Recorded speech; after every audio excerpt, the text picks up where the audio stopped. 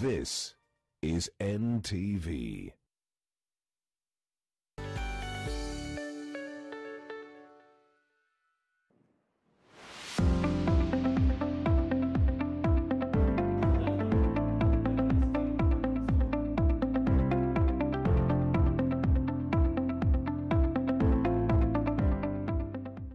I've been here since November 27th, but as chairman for 1 year. We worked very hard with my team. I'm only a first among equals. I was elected from a pool of ladies and gentlemen who decided to make me chairman. And the chairman of the institution is not the owner of the institution. I'm holding this job as a trustee, although we have a board of trustees, but a chairman in an institution is just a first among equals. But the truth of the matter is that we make decisions as a group. I never make a decision as a chairman. I'm not a dictator. We have a consensus decision, and I believe that when you talk about leadership, it's a privilege. We sit as a board of 14, 9 elected, 3 co-opted, and 2 representing the Admitting Staff Association. They have 2 members who sit on the board, chairman and vice chairman. And for your information, as I'm sitting here, we've inherited an institution of integrity, which started as a nursing home, 1952, as a nursing home, and became a hospital, full-fledged hospital in 1954. And since that time to date, this hospital came out as a result of the Mau Mau. The European wanted to protect themselves from St. George's. St. George was the Kenyatta hospital. But they found out that the Mau Mau were compromising the life of the European. That's how Nairobi Hospital started. But at independence, it became a national private institution run by the Kenya Hospital Association, who are the owners of this institution. And they elected the board of management to look after the actual day-to-day fiscal activities of the hospital. And the board of management created an SMT, what you call executive management, led by a chief executive officer, senior management team. And these are the people who run the institution on a day-to-day basis. As a board, what we do, we give guidance, leadership, and direction. We make decisions, policy decisions, and management executes board decisions. What I've tried to do as chairman, because who owns this hospital? This hospital is owned by Kenya Hospital Association. They're the owners of the hospital. They're the ones who created Admitting Staff Association to serve the members of Kenya Hospital Association and the stakeholders.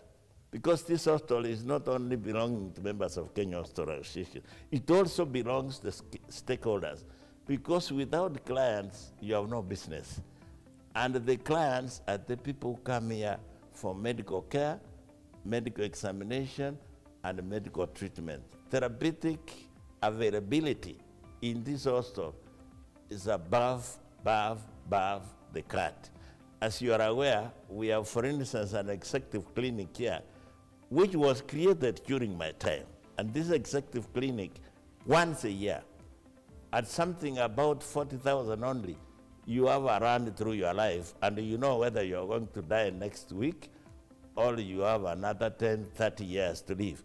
And if you have gone through that, it's a privilege, number one. Number two, we are the only people currently in the region who have a biplane cath lab. The biplane cath lab is a cardiovascular machine which cardiologists use, and now we have we are advancing to a cardiac center.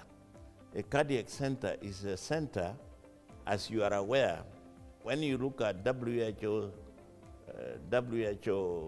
standards and information, the biggest killer in the world now is cardiovascular challenge worldwide. And in Nairobi Hospital, we are focused on addressing that. Now, these days, you get even people as young as 40 having cardiac problems. In the past, it started above 60. Now, it is a massive problem. We are now going to build a cardiac center whereby I will tell you what I've been told by the experts. The cardiologists tell you, when you are on the theater table with a monoplane cath lab, you may take about 3 hours on the theater table. With a biplane cath lab, with several accessory attendances, a cardiac surgeon can get you off the table in 30 minutes. That means that the shorter time you stay on the theater table, the greater the possibility that you will come out alive. And that is going to happen in Nairobi Hospital by the latest March, April, next 2025. We've started the process, and now we're also encouraging medical tourism. And you know, for instance, when you talk of cardiac and the cancer is number 2 killer worldwide. So those two, then Nairobi Hospital is focusing seriously. Our physicians are very experienced, and by the way, upgrading of skills in Nairobi Hospital is one of the best in the world. We are training nurses, we are training medical experts in all areas, and at some stage we are even sponsoring. And I'm telling you that the third thing which Nairobi Hospital is famous for is nephrology. Kidney problems in this hospital. Now I think we are about the best kidney transport center in Kenya. And in Kenya, that means in the region. We are focusing on saving lives. If you have an issue of nephrology, now we are very, very experienced doctors handling nephrology. This thing called accidents, orthopedic problems, neurology problems, that is surgeons for the head, brain treatment and everything. We are a multi-speciality center. Our strategy is to make the Nairobi Hospital the best life-saving unit in the region. And on the 70th anniversary, some of the celebration items are very simple. We're going to implement our cardiac center. We are going to upgrade our cancer attention. Very soon we are going to talk about PET scan